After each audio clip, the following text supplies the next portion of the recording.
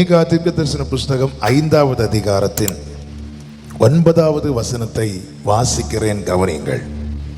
மீகா தீர்க்கதரிசன புஸ்தகம் 5வது அதிகாரம் 9வது வசனம். உன்னுடைய கை உன் விரோதிகளின் மேல் உயரும், உன் சத்துருக்கள் எல்லாரும் சங்கரிக்கப்படுவார்கள். கரங்களை உயர்த்தி ஆமென் சொல்லுங்க பார்க்கலாம். உன்னுடைய கை உன் விரோதிகள் மேல் உயரும். உன் கை உன் விரோதிகள் மேல் உயரும், உன் சத்துருக்கள் எல்லாரும் சங்கரிக்கப்படுவார்கள். ஒரு நிமிஷம் அந்த வசனத்துக்கு மேல கையை வச்சு, ஆண்டவரே இந்த வார்த்தையை நாங்கள் குடும்பமாய் சுதந்திரிக்க எங்களுக்கு கிருபை தாரும், கிருபை தாரும், கிருபை தாரும். ஆமென். அநேக காரியங்களுக்கு தடையாய் எதிராக எழும்புகிற சத்ரு சங்கரிக்கப்பட ஆண்டவரே நீங்க தான் உதவி செய்யணும். ஆண்டவரே இந்த வார்த்தையை நாங்கள் சுதந்திரிக்க கிருபை தாரும், கிருபை தாரும், கிருபை தாரும், கிருபை தாரும். ஆமென். ஹல்லேலூயா. தேவ பிள்ளைகளுடைய வாழ்க்கையிலே சத்ருவின் கை ஓங்கி இருப்பது தேவனுடைய சித்தம் அல்ல. தேவ பிள்ளைகளுடைய வாழ்க்கையிலே சத்ருவின் கை ஓங்கி இருப்பது என்றால் என்ன? எதிராளியானவன் நமக்கு விரோதமா என்ன நினைக்கிறானோ அந்த காரியங்களின்படி எல்லாமே நடப்பது. சத்ருவின் கை, பார்வோன் இஸ்ரவேலரை ஒடுக்க நினைத்தான், ஒடுக்கினான். அங்கே பார்வோனின் கை ஓங்கி இருந்தது.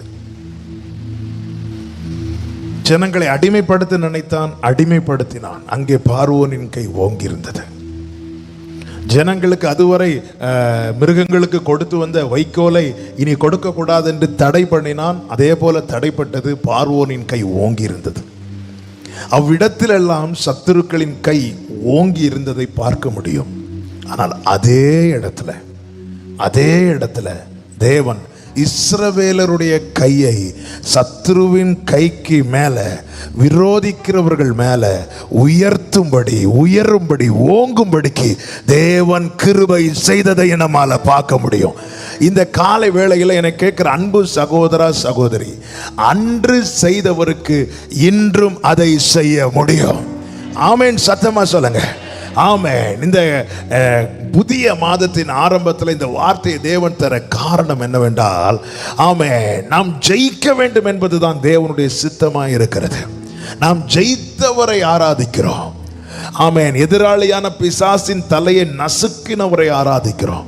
பழைய ஏற்பாட்டிலே இஸ்ரவேலருக்கு விரோதமாய் பார்வோன் சேனை, எகிப்தியர் காணப்பட்டார்கள், அமலேக்கியர் காணப்பட்டார்கள், மீதியானியர் காணப்பட்டார்கள், அநேகர் காணப்பட்டார்கள். ஆனால் புதிய ஏற்பாட்டிலே நம்ம பார்க்கும்போது நமக்கு யுத்தம் மாம்சத்தோடும் இரத்தத்தோடும் அல்ல, வான மண்டலத்தில் இருக்கிற பொல்லாத சேனையோடு. அப்ப நமக்கு எதிராளின்னு சொல்லும் போது பிசாசானவன்.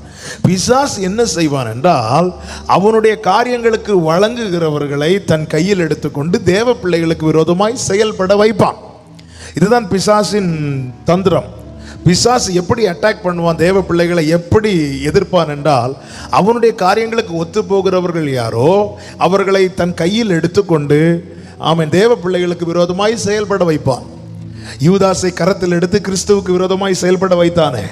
பேதுருவை மத்தேயு 16வது அதிகாரத்தில் கரத்தில் எடுத்து கிறிஸ்துவுக்கு விரோதமாய் பேச வைத்தான். உடனே இயேசு கிறிஸ்து பேதுருவை கண்டித்தாரா, பிசாசை கண்டித்தாரா? பிசாசை கண்டித்தார். எனக்கு பின்னாக போ சாத்தானே என்றா. அப்ப நமக்கு யுத்தம் மாம்சத்தோடு இரத்தத்தோடும் அல்ல, விரோதிகளின் மேல நம்முடைய கை உயரும்படி செய்வார். கைகளை உயர்த்தி ஆமென் சொல்லுங்க பார்க்கலாம். சத்தமா ஆமென் சொல்லுங்க. ஆமென். ஹல்லேலூயா. விரோதிகள் மேல கை உயர்த்தப்படுவது என்பது என்ன? சத்துரு சங்கரிக்கப்படுவது, நாம் நிலைத்திருப்பது. இதுதான் அதனுடைய அர்த்தம். சத்துருவுக்கு மேல சத்துருவை தளர பண்ணுவார், தேவ பிள்ளைகளை வளர பண்ணுவார். ஹல்லேலூயா. ஒவ்வொரு வார்த்தையும் நீங்கள் விசுவாசிப்பதின் அடையாளமாய் சத்தமா இங்கிருந்து ஆமென் சொல்லுங்கன்னு சொல்லாமலே சொல்லணும். ஆமென். அது விசுவாசம். அது பாருங்கள், ஸ்தோத்திரத்தோடு வார்த்தைகளை கேட்கணும். நான் ஒவ்வொரு முறையும் சொல்லுவது, ஆமென், ஸ்தோத்திரத்தோடு வார்த்தையை கேட்கும் போது அந்த கிருபை பெருகும். பாருங்க, ஸ்தோத்திர கிருபை பெருகும். அந்த கிருபைக்குள்ள வார்த்தைகள் விதைக்கப்படும் போது, கிருபை என்கிற வேலைக்குள்ளே வார்த்தைகள் விதைக்கப்படும் போது பிசாசுக்கு அந்த விதையை எடுத்துக்கொண்டு போக முடியாது. ஆமென். எனவே ஸ்தோத்திரத்தோடு இருக்கணும், ஜெபத்தோடு ஸ்தோத்திரத்தோடு இருந்து வார்த்தைகளை கேட்க வேண்டும். தேவன் இந்த கால வேளையில் இந்த புதிய மாதத்தில் கொண்டு வந்து வார்த்தையை கேட்கும்படி தேவன் கிருபை செய்கிறார் என்றால் தேவன் நம்முடைய வாழ்க்கையிலே சில காரியங்களை செய்ய விரும்புகிறார். ஹல்லேலூயா. உன் கை உன் விரோதிகளின் மேல உயரும். விசுவாசிக்கிறவங்க மாத்திரம் உங்கள் வலது கரத்தை உயர்த்தி சொல்லுங்க, என் கை என் விரோதிகள் மேல உயரும்படி கர்த்தர் செய்வார்.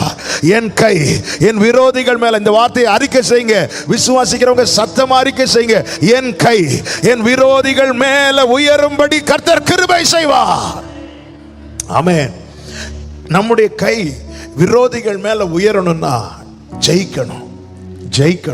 ஜெயிச்சாதான் உயரும்.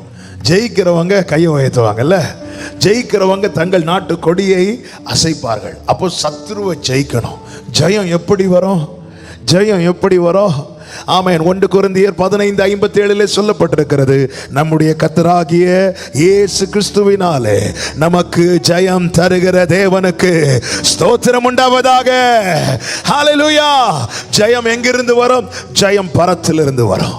ஹல்லேலூயா. நம்ம அருமையா பாடுவோமே, பரத்திலிருந்து ஜெயம் வரும் பரன் என்னை. ஜெயம் பரத்திலிருந்து வரும். பரத்திலிருந்து நமக்கா இறங்கி வந்தவர் யார்? நம் ஆண்டவராகிய இயேசு கிறிஸ்து. பேதுருவை கொண்டு பவுலை கொண்டு கொரிந்தியருக்கு ஆவியானவர் எழுதும் போது 1வது நிருபத்தின் கடைசியில் இப்படி எழுதி வைத்தார், நம்முடைய கர்த்தராகிய இயேசு கிறிஸ்துவினாலே நமக்கு ஜெயம் தருகிற தேவனுக்கு ஸ்தோத்திரம் உண்டாவதாக. ஜெயமோ கர்த்தரால் வரும்.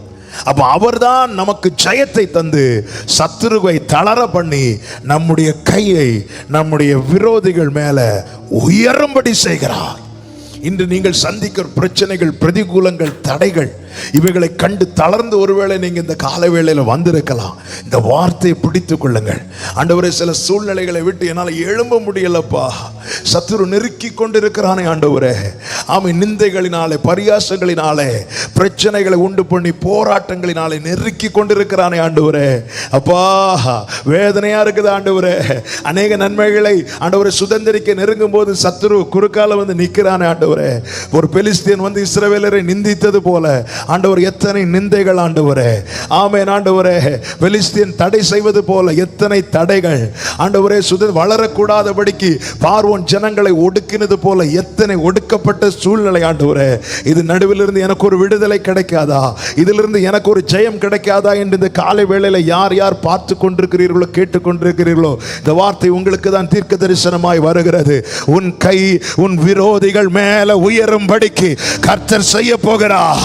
விசுவாசிக்கிறவங்க நல்ல கரங்களை தட்டி அந்நிய பாஷைகளை பேசி ஆர்ப்பரிப்போடு சொல்லுங்க, உன் கை உன் விரோதிகள் மேல உயரும்படி செய்வார்.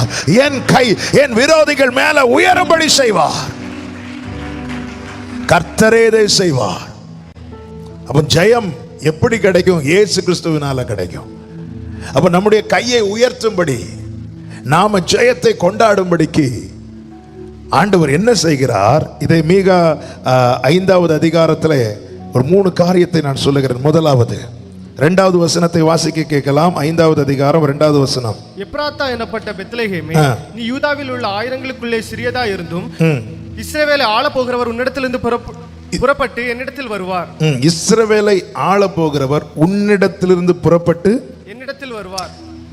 என்னிடத்தில் வருவார். எல்லாரும் சொல்லுங்க, என்னிடத்தில் வருவார். அவர் என்னிடத்தில் வருவார். என் கையை என் விரோதிகள் மேல உயர்த்த இயேசு என்னிடத்தில் வருவார். சொல்லுங்க, அவர் என்னிடத்தில் வருவார். கிறிஸ்துவின் பிறப்பை குறித்ததான தீர்க்க தரிசன வார்த்தை. ஆமென். அது வெளிப்பட்டது, அது நடந்தது. இந்த வார்த்தைகள் ஒவ்வொன்றும் ஆம் என்றும் ஆமேன் என்றும் இருக்கிறது. அவன் இந்த காலை வேளையில் ஒவ்வொரு வார்த்தையை நீங்க அப்படி கேட்கணும். எப்படி என்னுடைய பலத்தினால என் சத்துருவை ஜெயிக்க முடியுமா? என்னுடைய பலத்தினால என்னை விரோதிக்கிறவங்களை ஜெயிக்க முடியுமா? முடியாது. மாறாக எனக்கு ஒரு நம்பிக்கை இருக்கிறது. என்ன நம்பிக்கை?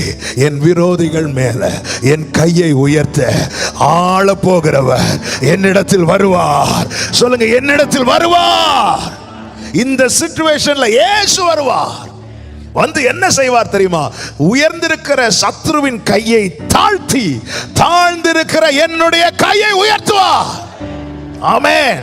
அவர் என்னிடத்தில் வருவார். அவர் வரும்போது என்ன நடக்கும்? அதுதான் மீகா 7 தீர்க்கதரிசி சொல்லுகிற இன்னொரு வார்த்தை இருக்கிறது அல்லவா?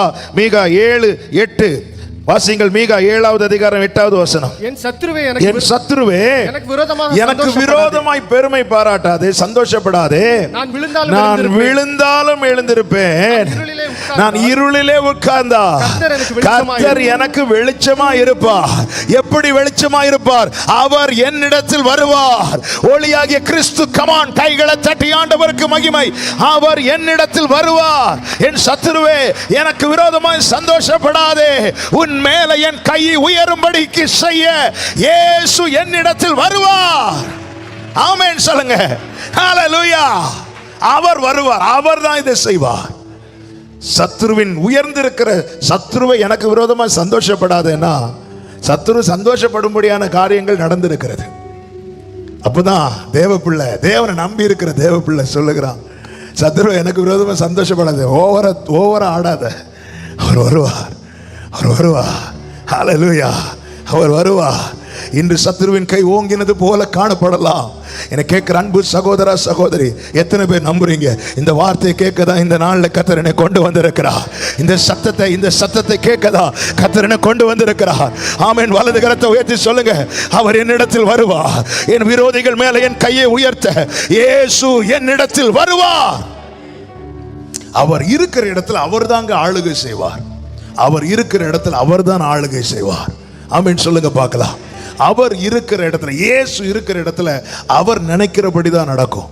பாருங்க, கப்பல்ல, படகுல இயேசு எழுந்து நின்ற போது எவ்வளவு அலைகள் இறைந்து கொண்டிருந்தது. அவர் அடங்க பண்ணினார். அங்கே அவரை இயற்கை ஆளுகை செய்ய முடியவில்லை, அவர் இயற்கையை ஆளுகை செய்தார். இயற்கை அவரை கண்ட்ரோல் பண்ண முடியவில்லை, அவர் தான் இயற்கை கண்ட்ரோல் பண்ணினார். படகுலிருந்து மறுகரைக்கு இறங்கின போது 6000 பிசாசுகள் பிடித்த அந்த வாலிபன் இயேசுவுக்கு முன்னாடி ஓடி வரும்போது 6000 பிசாசுகள் இருக்கிறது, இயேசு மட்டும் நிற்கிறார். ஒரே வார்த்தை தான், போயிரு அப்படின்றார். கண்ட்ரோல் பண்ண முடியல இயேசுவை. இயேசுவை யாருக்கும் அடக்க முடியவில்லை, இயேசுவை யாருக்கும் ஆள முடியவில்லை. காரணம், அவரே ராஜாதி ராஜா, கர்த்தாதி கர்த்தர், தேவாதி தேவன், அவ்வளவு பெரிய தேவன். என் ஆண்டவராகிய இயேசு கிறிஸ்து என் விரோதிகள் மேல் என் கையை உயர்த்த என்னிடத்தில் வருவார். நம்புறவங்க ஆர்ப்பரிப்போடு அவர் வருவார். இயேசு வருவார்.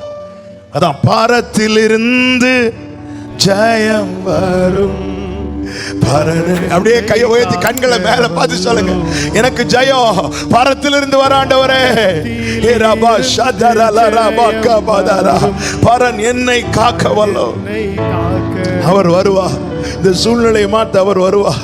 சத்துரு அதிகமா போராடுறானா? அவன் போராட்டம் அதிகரிப்பது எதின் அடையாளம் தெரியுமா? இந்த திரி அணைய போவது என்பதின் அடையாளம் அல்ல, எனக்கான வாக்குத்தத்தம் நிறைவேற போகிறது என்பதின் அடையாளம். எத்தனை பேர் விசுவாசிக்கிறீங்க? போராட்டம் அதிகரிக்கும் போது, பிரச்சனை அதிகரிக்கும் போது, ஓ, இந்த திரி அணைய போவது என்பதின் அடையாளம் அல்ல, எனக்கான வாக்குத்தத்தம் நிறைவேற போகிறது என்பதின் அடையாளம். சத்தம் ஆமென் சொல்லுங்க. பாருங்க, அப்படித்தானே பைபிள் சொல்லுது. அப்போஸ்தலர் 7வது அதிகாரம், கர்த்தருக்கு மகிமை உண்டாவதாக. 17 முதல் வாசியுங்கள். 7வது அதிகாரம் 17 முதல். ஆபிரகாமுக்கு தேவன் ஆணையிட்டு அருளின வாக்குத்தத்தம் நிறைவேறும் காலம் சமீபித்த போது யோசேப்பை அறியாத ராஜா தோன்றி, 19வது வசனம், அவர்களை உபத்திரவப்படுத்தினான். எப்பொழுது இது நடந்தது? தேவன் ஆபிரகாமுக்கு ஆணையிட்டு அருளின வாக்குத்தத்தம் நிறைவேறும் காலம். 17வது வசனத்தில் இருக்குல்ல, 17, 18, 19 நான் சொன்ன வார்த்தைகள். ஆபிரகாமுக்கு ஆணையிட்டு அருளின வாக்குத்தத்தம் நிறைவேறும் காலம் சமீபித்த போது யோசேப்பை அறியாத ஒரு பார்வோன் எழும்புகிறான். அவன் ஜனங்களை உபத்திரவப்படுத்தினான், மிகவும் ஒடுக்க ஆரம்பித்தார். சத்துருவின் கை பல வேளைகளில் பயங்கரமா நமக்கு விரோதமாய், குடும்பத்துக்கு விரோதமாய், சபைக்கு விரோதமாய் ஓங்கினது போல காணப்படலாம். ஹல்லேலூயா. இது எதின் அடையாளம் தெரியுமா? சத்துரு ஜெயிக்க போறான் என்பதின் அடையாளம் அல்ல. அவன் தோற்றவன், அவனை எப்பொழுதுமே அவர் தோற்கடித்து கொண்டே இருப்பார். அவர் எப்பொழுதுமே ஜெயித்து கொண்டே இருப்பார். இயேசுவின் நாமத்தில் இந்த வார்த்தை கேட்கிறவர்களுக்கு தீர்க்க தரிசனமாய் சொல்லுகிறேன். உபத்திரவம் அதிகமாக இருக்கிறது என்று கலங்கிக் கொண்டிருக்கிறாயோ, உனக்கு ஆணையிட்டு சொன்ன வாக்குத்தத்தம் நிறைவேறும் காலம் சமீபமாய் வந்துவிட்டது. நல்ல கரங்களை தட்டி glory. அவர் வருவார், அவர் என்னிடத்தில் வருவார். சிலர் பார்த்துருக்கீங்களா? பிள்ளைங்க விளையாடிட்டு இருக்கும்போது சிலர் ஒருத்தனை பிடிச்சி தள்ளி விடுறாங்க, 4 பேர் சேர்ந்து அடிக்கிறாங்க. நான் என்ன சொல்லுவான்? எங்கள் அப்பா இன்னும் கொஞ்ச நேரத்தில் வருவாங்க, எங்கள் அப்பா வருவாங்க, பார்த்துக்கிறேன், சொல்லி கொடுக்குறேன். ஸ்கூலில் 4 மணிக்கு ஸ்கூல் விடும், பிள்ளைங்களுக்கு 1 hour விளையாடிட்டு இருப்பாங்க. விளையாட்டுல சண்டை வந்துடும். சண்டை வந்தது இவன் வேதனை தாங்க முடியாமல் அழுவான். அழும்போது என்ன சொல்லுவான் தெரியுமா? இப்போ எங்கள் அப்பா என்னை கூப்பிட வருவாங்க பாரு, சொல்லி கொடுக்குறேன். சத்துருவின் கை ஓங்கினது போல இருக்கும்போது சத்துருவை பார்த்து சொல்லுங்க, அவர் பேரை சொன்ன அவன் நடுங்குவான். அவர் பேரை அப்பா நாமத்தை சொன்னா யாருக்கு நிக்க முடியாது? சொல்லுங்க, அவர் வருவா, அவர் வருவா. உன் கையை தாழ்த்தி என் கையை உயர்த்த என் தகப்பன், என் ஆண்டவராகிய இயேசு கிறிஸ்து வருவார். ஆமென், ஆமென். அவர் வருவா. எந்த ஆசீர்வாதத்தை, எந்த வாக்கு தத்தத்தையும் சுதந்திரிக்க விடாதபடிக்கு பார்வோனின் கை பலத்தது போல ஃபீல் பண்றீங்களா?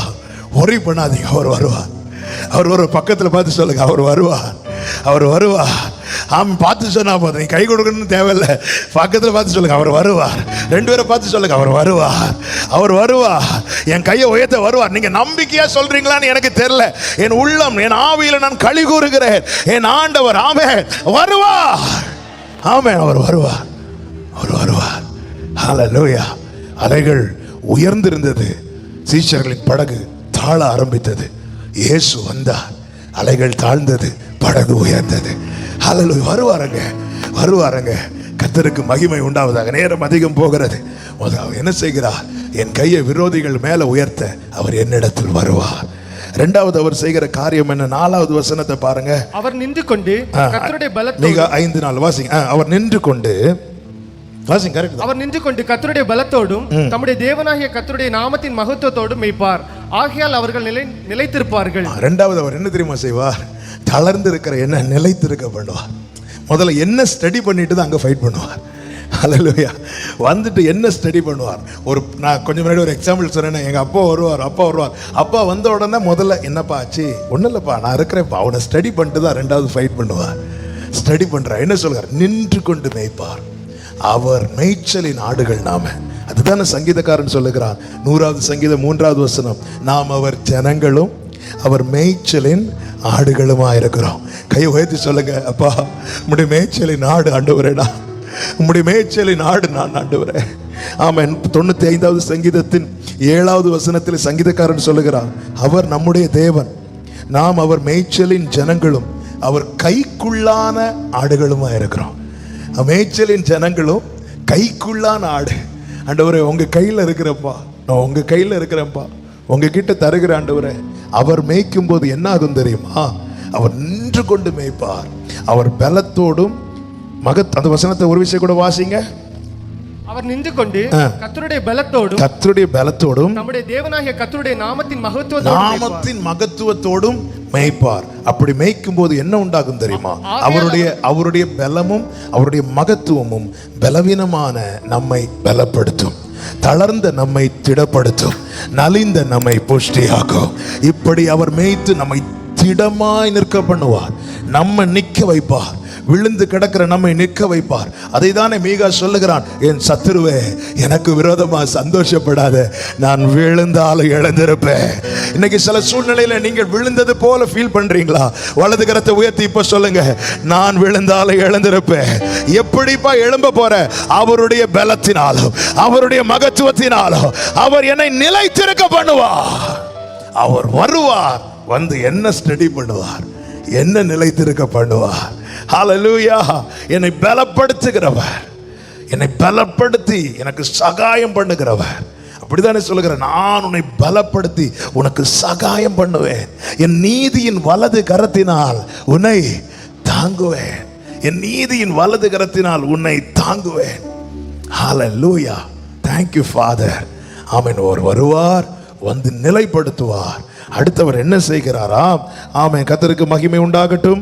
3வது வசனத்தை ஆறாவது வசனத்தை வாசியுங்கள். இவர்கள் அசீரியா தேசத்தையும் நிம்ரோத்தின் தேசத்தையும் அதனுடைய வாசல்களுக்கு உட்புறமாக பட்டயத்திற்கு இரையாக்குவார்கள்.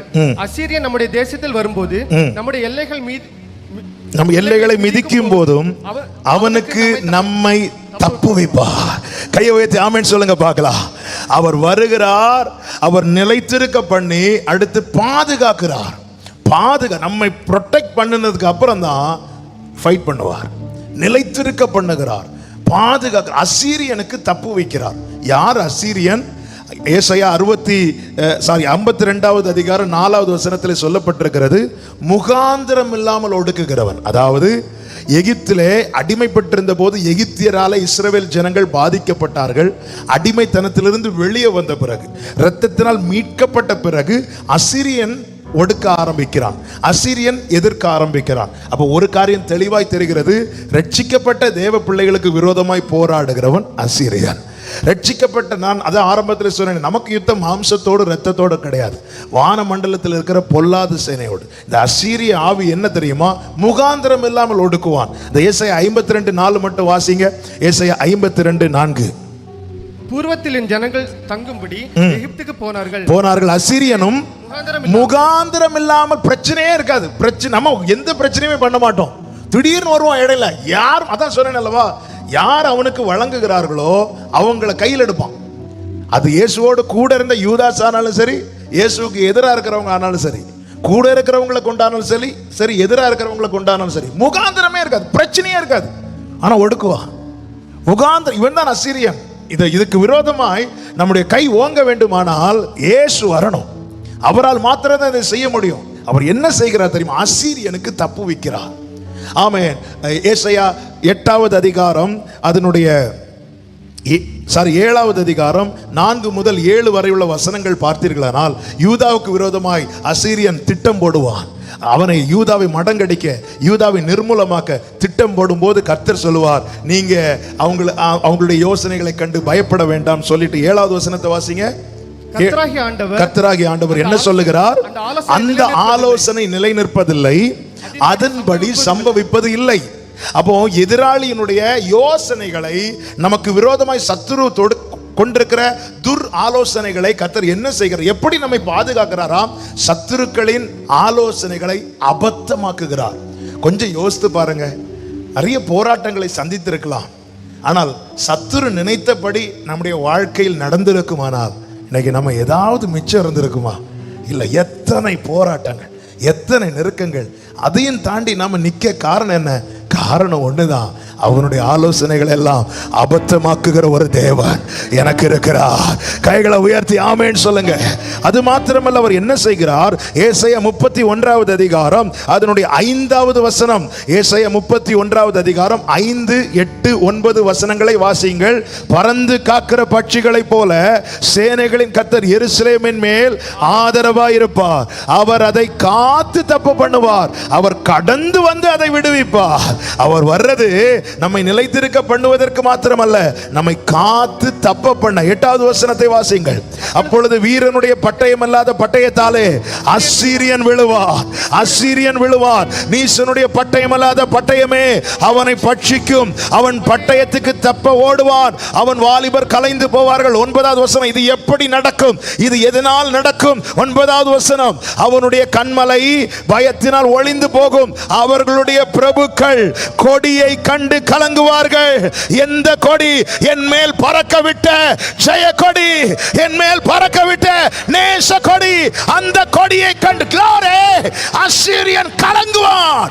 அவர் உன்னிடத்தில் வரும்போது உன் மேல அவருடைய ஜெய கொடியை, யெகோவா நிசி, எங்கள் கொடி, அவர் பறக்க விடுவார். அசீரியன், இதுவரை உன்னை ஒடுக்கின அசீரியன் இனி கலங்கி ஒடுங்க போகிறார் இயேசுவின் நாமத்திலே. ஆமென். Praise God. அந்த கொடி என் மேல் பறக்க விட்ட கொடி, யெகோவா நிசி. ஹalleluya. யுத்தத்தில் வல்லவர் மீட்பர் ஜெயித்தவர். வலது கரத்தை உயர்த்தி சொல்லுங்க, யுத்தத்தில் glory. ஆமென். ஜெயிக்கிறவங்க கொடி தான் பறக்கும்ல. ஹல்லேலூயா. அவர் நம்ம கிட்ட வந்துட்டாலே நம்ம மேல ஆமென் கொடியை பறக்க விட்டுருவார். அவர் வந்தாலே ஜெயம் தான். ஆமென் சொல்லுங்க பார்க்கலாம். அவர் வந்தாலே ஜெயம். ஆமென். என் சத்துருவை எனக்கு விரோதமாக சந்தோஷப்படாது. ஆமென். என கேட்கிற ஒவ்வொருவருக்கும் இந்த காலை வேளையில் இயேசுவின் நாமத்தில் சொல்லுகிறேன். ஒருவேளை நீங்க கேட்கலாம், இது எனக்கு நடக்குமா? கேட்க நல்லா இருக்கு. இது எனக்கு நடக்கும் என்பதின் அடையாளம் என்ன? அந்த ஒரு அடையாளத்தை மட்டும் சொல்லி நான் ஜெபிக்கிறேன். கர்த்தருக்கு சித்தமானால் ஆமென் இந்த செய்தியை கொஞ்சம் கூட டீட்டெயிலாக வருகிற ஞாயிற்றுக்கிழமையில் நம்ம கேட்கலாம். இன்னும் ஒரே ஒரு காரியத்தை கூட சொல்லி நான் ஜெபிக்கிறேன். எனக்கு இது நடக்குமா? கேட்க ரொம்ப நல்லா இருக்கு, கேட்க ரொம்ப இன்ட்ரெஸ்டாக இருக்கு, கேட்கும்போது அப்படியே இருக்குது. ஆனால் உண்மையிலே எனக்கு நடக்குமா? எனக்கு நடக்கும் என்பதின் அடையாளம் என்ன? ஒரே ஒரு அடையாளம், அது மாத்திரம் சொல்லி நான் ஜெபிக்க விரும்புகிறேன். ஆமென். 5வது வசனத்தை வாசிங்க. இவரே சமாதானக்காரர். சாரி, 7வது வசனம். யாக்கோபிலே மீதியானவர்கள். யாக்கோபிலே மீதியானவர்கள். 8வது வசனம். யாக்கோபிலே மீதியானவர்கள். யாக்கோபிலே மீதியானவர்கள். அவ்வளவுதான். ஆமென். ஹல்லேலூயா. எத்தனை நெருக்கங்கள், எத்தனை போராட்டங்கள், எத்தனை கொள்ளை நோய்கள், எத்தனை ஆபத்துகள், எத்தனை விபத்துகள் சுற்றிலும் நடந்து கொண்டிருந்தது. இவைகள் எத்தனையோ பேரை வாரிக்கொண்டும் போய்விட்டது. ஆனாலும் கர்த்தர் இன்று என்னை மீதியாய் வைத்திருக்கிறார். கர்த்தர் என்னை மீதியாய் வைத்திருக்கிறார். என்னை மீதியாய் வைத்திருக்கிறார். இந்த காலை வேளையில் இந்த சத்தத்தை கேட்கிற அன்பு சகோதரா சகோதரி, உன் கை உன் விரோதிகள் மேல் உயரும் என்பதற்கு அடையாளம் என்ன தெரியுமா? இந்த நாளை உன்னை காண வைத்திருக்கிறார். கர்த்தர் உன்னை மீதியாய் வைத்திருக்கிறார். எத்தனை நிந்தைகள், எத்தனை நெருக்கங்கள், இதோடு முடிந்தது, இன்று இரவோடு முடிந்தது, இதோடு என் வாழ்க்கை முடிந்தது என்று நினைத்த எத்தனை தருணங்களை கடந்து உன்னை தேவன் மீதியாய் வைத்திருப்பதின் நோக்கம் என்ன? நோக்கம் ஒன்றுதான், உன் கை உன் விரோதிகள் மேலே உயரோ. நல்ல கையை தட்டி ஆண்டவருக்கு மகிமை.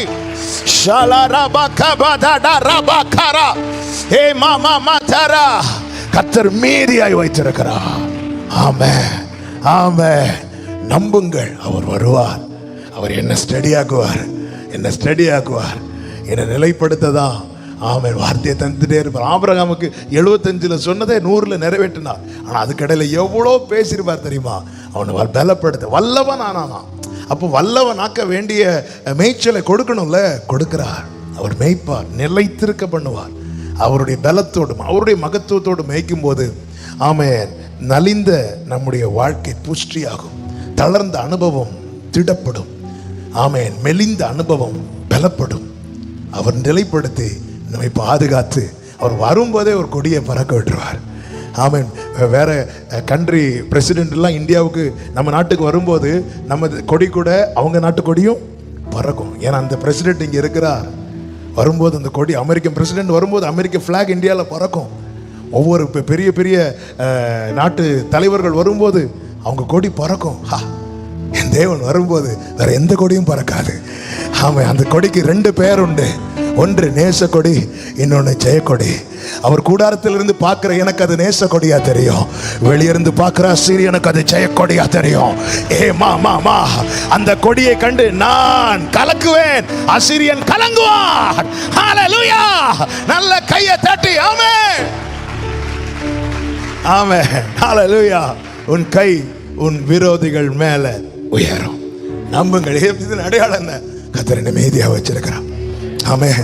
கண்களை மூடி ஒரு 2 நிமிஷம் முழங்கால் போட முடிந்தவங்க இந்த வசனத்தை அப்படி நெஞ்சோடு, மீக 5 அப்படி நெஞ்சோடு சேர்த்து வச்சுப்பா. என் நிலைமை, என் குடும்ப நிலைமை எல்லாமே உங்களுக்கு தெரியும். Thank you father. ஐயம் இருந்ததோர் காலத்து ஆவி கூரை வாழ்த்தான், மீட்பர் உதிர பலத்தால் சத்துருவை வென்றே. என் பயம் யாவும் நீங்கிற்றே, இயேசு கை தூக்கினார்,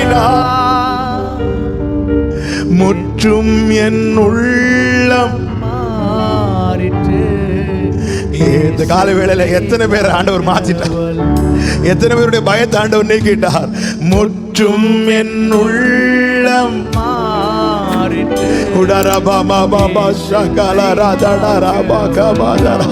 வலது கரத்தை உயர்த்தி சொல்லுங்க. காக்கும் வல்ல அவர் பாதுகாப்பா, பறந்து காக்கிற பட்சியை போல காப்பா. அவர் வருவாருங்க. சத்துரு என்று சந்தோஷப்படுவதை குறித்து பயப்படாதே, கலங்காதே. ஆமென். அவர் வருவார், அவர் வருவார். ஆள போகிறவர் வருவார். ஏ மாமா கதரே காத்திடுவா. தொல்லை கஷ்டங்கள் சூழ்ந்திடும், தொல்லை கஷ்டங்கள் சூழ்ந்திடும், துன்பம் துக்கம் வரும், இன்பத்தில் துன்பம் நேர்ந்திடும், இருளாய் தோன்றும் எங்கும் சோதனை வரும் நேரத்தில், சோதனை வார் வேளையில் சொற்கேட்கும் சேவி. கண்களை வானத்துக்கு ஏறெடுத்து சொல்லுங்க. பாரத்தில் இருந்து ஜெயம் வரும், பரன் என்னை காக்க வல்லோ. பாரதேசுவின் நாமத்தில் உடைய பிள்ளைகளுக்காய் ஜெபிக்கிறேன் ஆண்டவரே. ஜெயத்தை காண்பார்களாக, வாக்குத்தத்தத்தை சுதந்தரிப்பார்களாக. விரோதிகள் மேல் நம்முடைய பிள்ளைகள் கையை நீ உயர்த்த போகிற தயவுக்காக இத்தனை காலம் இவர்கள் வாழ்க்கையில், இவர்கள் குடும்பங்களில் போராடி கொண்டிருக்கிற சத்துருவை தளர பண்ணி அவர்கள் மத்தியில் நம்முடைய பிள்ளைகளின் கை உயரும்படிக்கு நீ செய்ய போகிற கிருபைகளுக்காக உமக்கு ஸ்தோத்திரம். நீர் ஆண்டவரை விருதாவாய் பேசுகிறவர் அல்ல, வார்த்தையை தந்து பலப்படுத்துவதற்கு நோக்கம் உண்டப்பா. நம்முடைய பிள்ளைகள் வாக்குத்தத்தத்தை சுதந்தரிப்பதற்கு தடையா இருக்கிற சத்துருவை மடங்கடித்து நம்முடைய பிள்ளைகள் அதை சுதந்தரிக்கும்படிக்கு அவர்கள் கரத்தை உயர்த்த போகிற, பலப்படுத்த போகிற, திடப்படுத்த போகிற கிருபைகளுக்காக ஸ்தோத்திரம், ஸ்தோத்திரம், ஸ்தோத்திரம். ஆமென், ஆமென், ஆமென், ஆமென். அப்படியே நெஞ்சோடு சேர்த்து வச்சு உங்கள் வலது கரத்தை உயர்த்தி சொல்லுங்க. ஆண்டவரே, இந்த வார்த்தையை நான் கேட்கும்படி என்னை நீங்க மீதியா வச்சு ஆண்டவரே, இந்த நாளை நான் கிருபையாய் கண்டு என்னை உங்கள் சமூகத்தில் கொண்டு வந்தேன். என்னை என் குடும்பத்தை நீர் மீதியாய் வைத்திருப்பது நோக்கம். இத்தனை புயல் அடித்தும், இத்தனை கொடுங்காற்று வீசியும், கப்பர் சேதம் உண்டாச்சு, ஆனா உயிர் சேதம் இல்லை. கர்த்தர் மீதியாய் வைத்து தொழில நஷ்டம் வந்துச்சு, பிசினஸ்ல அடி வந்துச்சு, பொருளாதாரத்தில் கஷ்டம் வந்துச்சு, பல கப்பர் சேதம் உண்டாச்சு, பல சேதங்கள் உண்டாச்சு. ஆனா உயிர் சேதம் இல்லாம கர்த்தர் இதுவரை கொண்டு வந்து எங்களை மீதியாய் நீர் வைத்திருப்பது நோக்கத்தை அறிந்து கொண்டோ எங்கள் கையை பலப்படுத்துவே, எங்கள் கரத்தை உயர்த்துவே, சத்துருவை தளர பண்ணி எங்களுக்கான நன்மைகளை நாங்கள் சுதந்தரிக்கும்படிக்கு எங்கள் விரோதிகள் மேல நீர் எங்கள் கையை உயர்த்துவே. நன்றி தகப்பனே, நன்றி தகப்பனே. பரிசுத்த பிதாவே, இரக்கமுள்ள தகப்பனே, நன்றி நிறைந்த இருதயத்தோடு உம்மை துதிக்கிறோம், ஸ்தோத்தரிக்கிறோம், மகிமைப்படுத்துகிறோம், வாழ்த்துகிறோம். நல்ல வார்த்தைகளுக்காக உமக்கு நன்றி செலுத்துகிறோம்ப்பா. நீர் எவ்வளவு நல்ல தேவனாய் இருக்கிறீர் ஆண்டவரே. இந்த நாளில் எங்களோடு பேசின உடைய வல்லமையான வார்த்தைகளுக்காய் ஸ்தோத்திரம். இந்த சத்தத்தை கேட்ட, இந்த வார்த்தை தங்களுக்கென்று பிடித்துக் கொண்ட ஒவ்வொருவருக்காய் ஜெபிக்கிறேன் ஆண்டவரே. கர்த்தர் அதை செய்ய போகிறேன் ஆண்டவரே. விரோதிகள் மேல உடைய பிள்ளைகளுடைய கரத்தை உயர்த்த போகிறேன். உடைய பிள்ளைகள் அந்த கையினாலே நன்மையை சுதந்தரிக்க போகிறார்கள். எதை பெற்றுக்கொள்ள முடியாமல், எதை கை நீட்டி எடுக்க முடியாமல் உடைய பிள்ளைகள் இத்தனை நாள் தவித்தார்களோ அதற்கெல்லாம் நீர் முற்றுப்புள்ளி வைத்து நன்மையை சுதந்தரிக்கும்படி, இவர்களுக்கான ஆசீர்வாதத்தை கை நீட்டி எடுக்கும்படிக்கு உம்முடைய பிள்ளைகளின் கரத்தை அவர்கள் விரோதிகள் மேல நீர் உயர்த்த போகிற கிருபைகளுக்காக ஸ்தோத்திரம். பிள்ளைகளை ஆசீர்வதியும். இந்த மாதம் ஒவ்வொருவருக்கு ஆசீர்வாதமாக இருப்பதாக. ஒவ்வொரு நாளையும் கர்த்தர் காத்துக்கொள்ளும். சுகம், பலன், கிருபைகளை கொடுத்து காத்துக்கொள்ளும். போக்கில் வரத்திலும் காத்துக்கொள்ளும். சத்துரு எவ்விதத்திலும் உடைய பிள்ளைகளை கண் வைக்காதபடி காத்துக்கொள்ளும். இந்த வார்த்தையை பெற்றுக்கொள்ள, பற்றிக்கொள்ள கிருபை செய்யும். ஆண்டவருடைய கரம் கூடவே இருக்கட்டும். ஆண்டவருடைய சபை விசுவாசிகள் ஒவ்வொருவருக்காய் ஜெபிக்கிறோம். பத்திரமாய் காத்து கொள்ளுங்க. ஆண்டவருடைய கரம் ஒவ்வொருவரை தாங்குவதாக. ஆண்டவர் ஊழியங்களை ஆசீர்வதிங்க, எல்லா ஊழியர்களை ஆசீர்வதிங்க, எல்லா தேவ பிள்ளைகளை ஆசீர்வதித்து காத்துக்கொள்வீராக. ஆன்லைன் மூலமாக இணைந்திருக்கிறவர்களுக்காக ஜெபிக்கிறோம். இந்த வார்த்தை கர்த்தர் என்னோடு பேசினார் என்று இந்த வசனத்துக்கு முன்பதாக கண்ணீரோடு முழங்கார் படிக்கிட்டு இருக்கிற அருமையான சகோதர சகோதரிகளுக்காய் ஜெபிக்கிற ஆண்டவரே, அவங்க கையை நீங்க உயர்த்த போறீங்கப்பா. கர்த்தர் நல்லவர் ஆண்டவரே. கர்த்தாவே, உம்முடைய வார்த்தை ஆம் என்றும் ஆமென் என்றும் உமக்குள்ள இருக்கிறது ஆண்டவரே. உம்முடைய வார்த்தை வெறுமையாக உம்மிடத்தில் திரும்பாது என்பதை அறிந்திருக்கிறோம்.